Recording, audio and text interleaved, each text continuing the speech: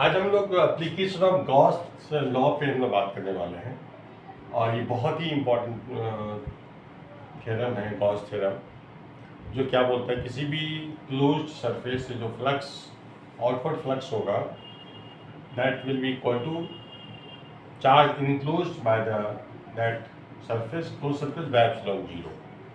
ठीक है, तो ये बहुत ही इम्पोर्टेंट है, इसको बहुत अच्छी समझने की जरूरत है। ठीक है, बहुत पावरफुल लॉ है ये गॉस लॉ। ठीक है, और ज़बरदस्त एप्लीकेशन होता है, इसमें बहुत सारे क्वेश्चन आता है, इसमें ध्यान दीजिएगा। तो सबसे पहले हम लोग बात करते हैं, ठीक है, कि जब भी हम लोग किसी भी कंडक्टर को हम चार्ज देंगे, सबसे पहला एप्लीकेशन बात करते हैं हम लोग। ठीक है, नो चार्ज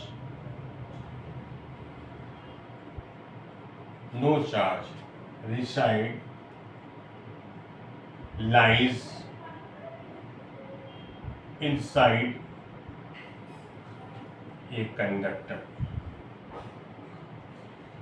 ठीक है, चार्ज है ना, इन इलेक्ट्रोस्टैटिक कंडीशन।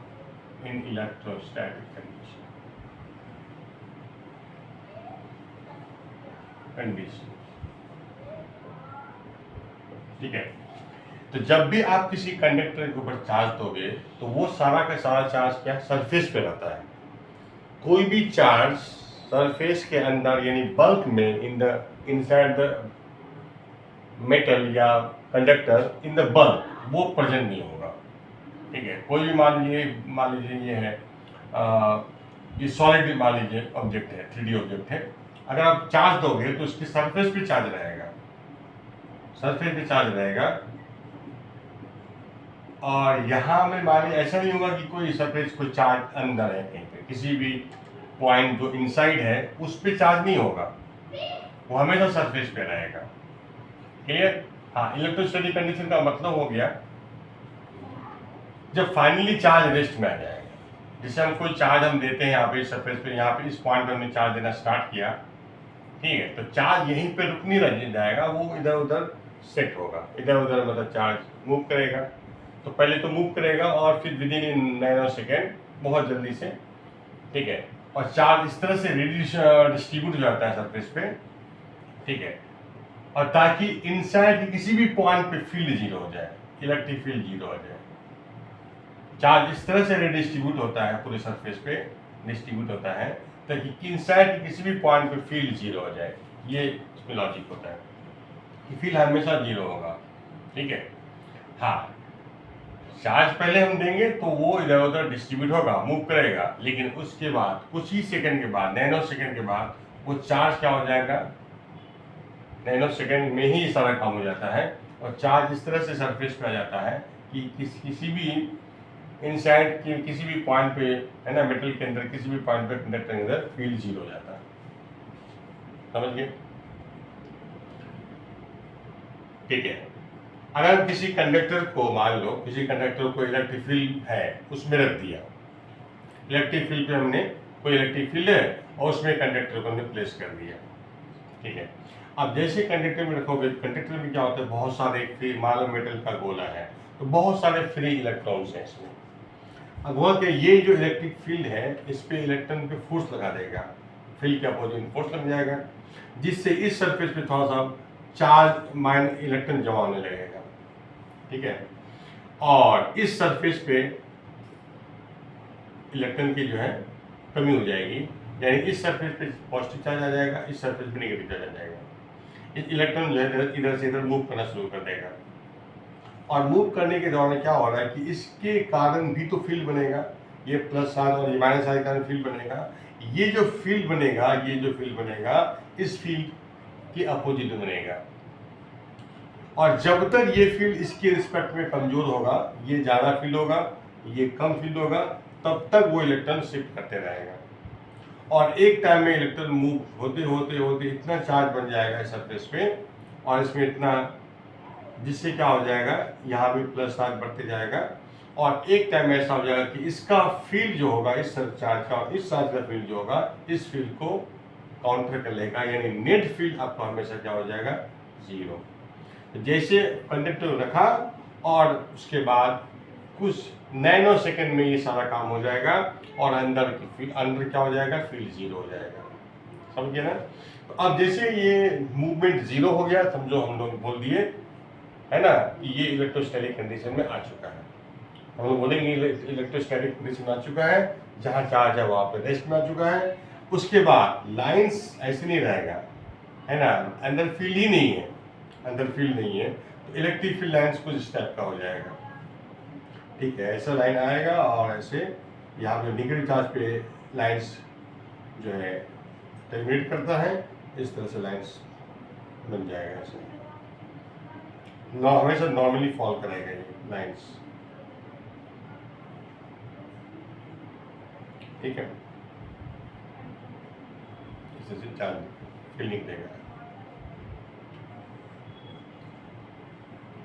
ठीक है,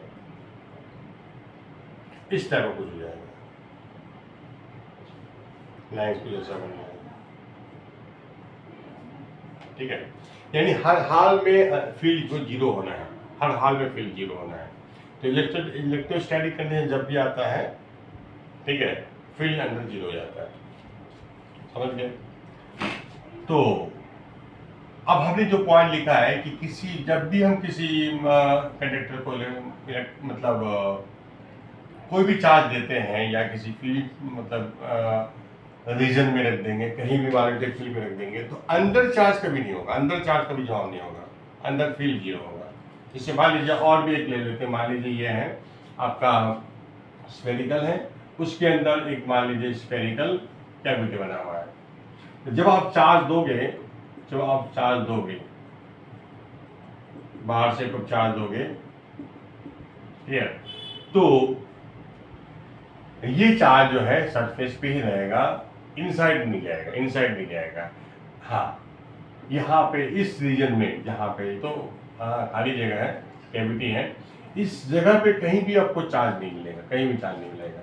जैसे ये वही हाल है, जैसे मान लो किसी भी मान लीजिए पानी के अंदर किसी भी हल्की चीज, यानी एक प्लास्टिक का बॉल है, हल्का सा बॉल है, उसको हम जैसे अंदर रखेंगे वो खट से बाहर आ जाएगा, सरफेस पे जाएगा।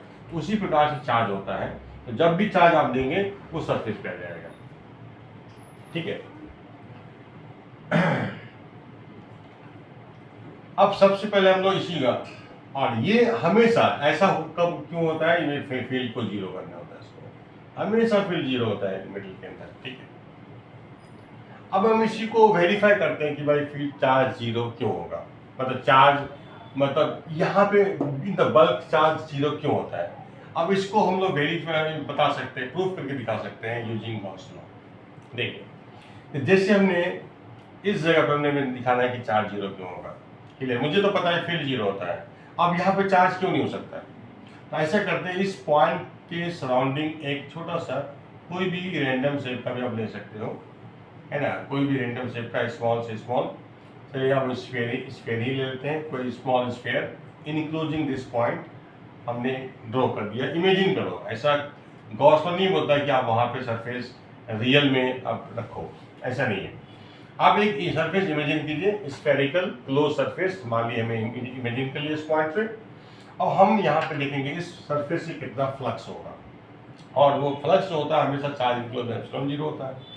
अब देखिए इसका सारा पॉइंट क्या है, मेटल के अंदर है। जब सारा पॉइंट जो मेटल के अंदर है, तो ये सारा पॉइंट तो यहाँ पे तो किसी भी जगह फील्ड होगा नहीं, क्योंकि ये तो सारा पॉइंट मेटल के अंदर है, कंडक्टर के अंदर है। तो जब फील्ड ही नहीं है तो फ्लक्स कैसे होगा, ये हम लोग जानते हैं। फ्लक्स हम ऐसे लिखते हैं, किसी भी क्लोज सरफेस से बराबर charge enclose by epsilon zero. जब फील्ड ही हर पॉइंट पे जीरो है तो फिर फ्लक्स क्या होगा, जीरो ही होगा। इसलिए ये जीरो बराबर Q enclose by epsilon zero, इसलिए क्यू इनक्लोज क्या हो जाएगा, जीरो होगा, यानी इस सरफेस के अंदर चार्ज जीरो होगा। अच्छा, अगर हम यहाँ पे रेडियस मान लीजिए इतना लिए थे अभी, है ना, तो तब हमको क्या मिला, इसके अंदर चार्ज जीरो होगा। अब थोड़ा रेडियस थोड़ा सा और कम कर लेते हैं, आधा रेडियस कर दिया। अब फिर से गॉस लॉ लगाएंगे तो हम देखेंगे यहाँ पे सारे पॉइंट मेटल के अंदर ही है, तो यहाँ भी फ्लक्स जीरो होगा, इलेक्ट्रिक फील्ड जीरो होगा, तो फ्लक्स जीरो आएगा। इस सरफेस से फ्लक्स जीरो होगा, इसका मतलब इसके अंदर चार्ज इनक्लोज जीरो होगा। यानी इस सरफेस से भी कोई चार्ज, इस सरफेस के अंदर भी कोई चार्ज नहीं होगा।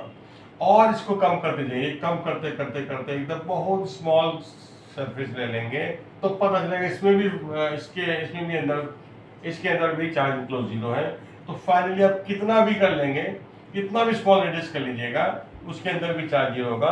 तो फाइनली हम लोग जब r टेंड्स टू जीरो हो जाएगा, जब tends to zero, zero plus radius में जब जाएंगे तो समझो खाली वो पॉइंट बचेगा, यानी उस पॉइंट पर चार्ज क्या होगा, जीरो हो जाएगा।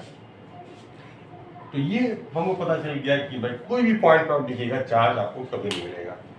अब बाहर से चार्ज देंगे तो वो लेकिन सरफेस पे आ जाएगा, यहाँ पे चार्ज नहीं हो सकता। अंदर किसी भी बल्क में कभी चार्ज रहता नहीं। ठीक है, और एग्जाम्पल लेते हैं, एक सिचुएशन और देखते हैं हम लोग। जैसे मान लीजिए यही वाला था, एक मेटल था, स्फेयर है मान लो, और इसके अंदर एक कैविटी है, ठीक है। और सपोज इस सेंटर पे हमने चार्ज Q नॉट कर दिया, चार्ज Q हम लोग सेंटर, चलिए Q नॉट ये ले लेते हैं, Q नॉट चार्ज यहाँ पे सेंटर कर दिया, ठीक है, क्लियर। अब देखिए ध्यान से, ये Q नॉट है, कैविटी है, ये आपका मेटल है, मतलब बल्क जो कि मटेरियल यहाँ पे, ठीक है। अब देखेंगे ध्यान से, अब से यहाँ पे हमें पता चलेगा कि भाई ये भी तो सरफेस है, यहाँ भी कुछ चार्ज आ सकता है, सरफेस पे चार्ज आता है, भाई यहाँ पे नहीं होगा ये चार्ज, किसी भी इनसाइड किसी भी पॉइंट पे चार्ज नहीं होगा, लेकिन सरफेस पे चार्ज आ सकता है, तो यहाँ पे कुछ तो चार्ज आएगा। तो अभी चार्ज है ना, पॉजिटिव चार्ज खींचेगा इलेक्ट्रॉन को अपनी तरफ, तो यहाँ पे कुछ इलेक्ट्रॉन जमा हो जाएगा सरफेस पे, तो माइनस चार्ज आ जाएगा। अब ये चार्ज होगा कितना, वो हमें कैलकुलेट करना है। ये प्लस Q नॉट चार्ज है, ठीक है। यहाँ पे इस सरफेस पे चार्ज कितना होगा, तो मान लिया लेट कैपिटल Q चार्ज आ गया इसको, ठीक है। अब वही हमें पता करना है, अच्छा ये इसमें मान लो पहले तो न्यूट्रल था, ये हमने यहाँ पे एक चार्ज रखा है Q नॉट, तो न्यूट्रल था, तो इसका मतलब यहाँ अगर Q चार्ज है तो इसका मतलब यहाँ पे माइनस Q चार्ज होगा,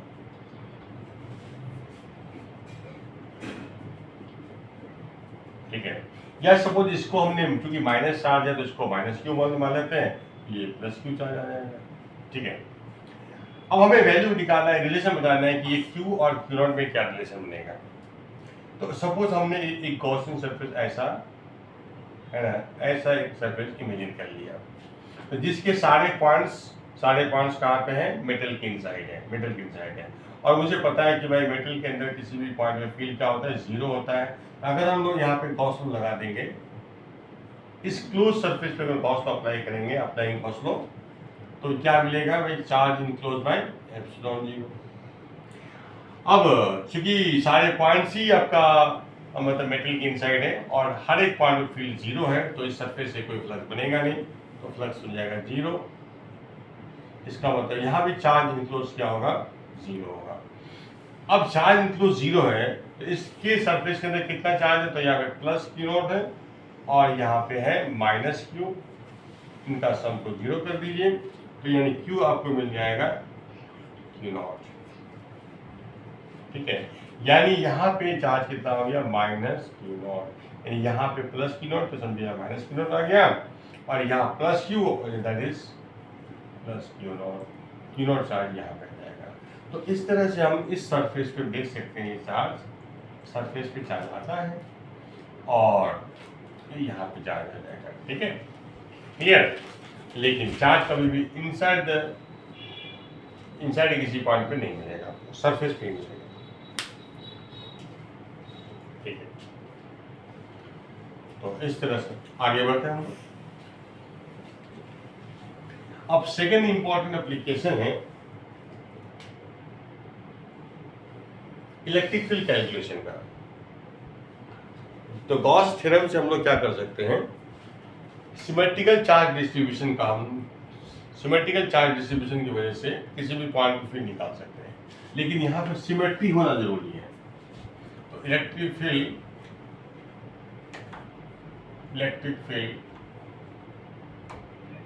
due to calculation of electric field due to symmetrical charge distribution.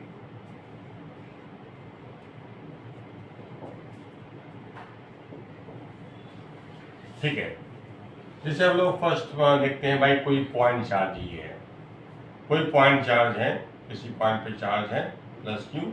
अगर हम इससे हम मान लो कि आर डिस्टेंस पे किसी पॉइंट पे फील्ड जानना है, आर डिस्टेंस पॉइंट फील्ड जानना है, तो देखो सबसे पहले यहाँ पे चार्ज डिस्ट्रीब्यूशन होना चाहिए और सिमेट्रिकल चार्ज डिस्ट्रीब्यूशन होना चाहिए। अभी तो पॉइंट चार्ज है, अब ये पॉइंट चार्ज का फील्ड किस टाइप का होगा, हम बात देख सकते हैं कि पॉइंट चार्ज से आर डिस्टेंस पे कोई पॉइंट है, तो हमको इस पॉइंट चार्ज से डिस्टेंस भी तो डिपेंड करेगा, फील्ड डिस्टेंस भी डिपेंड करेगा फील्ड।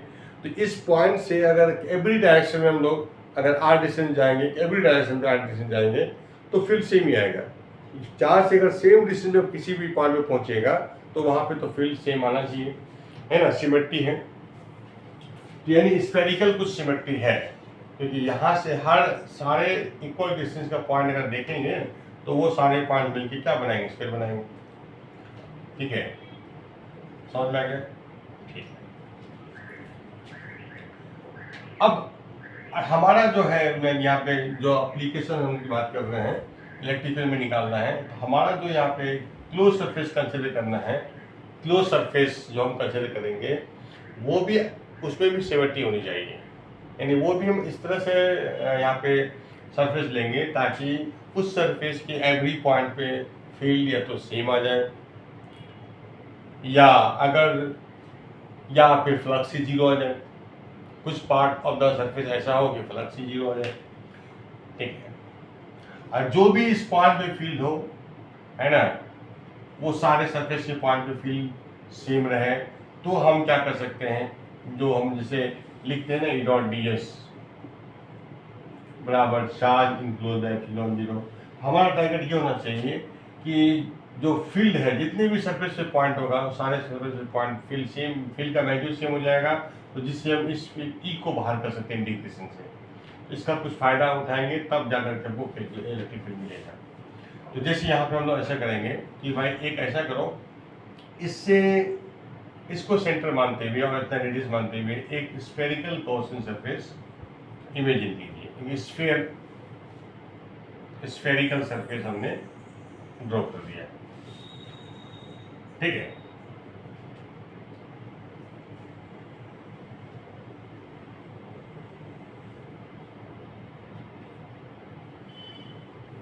अब देखिए आप ध्यान से,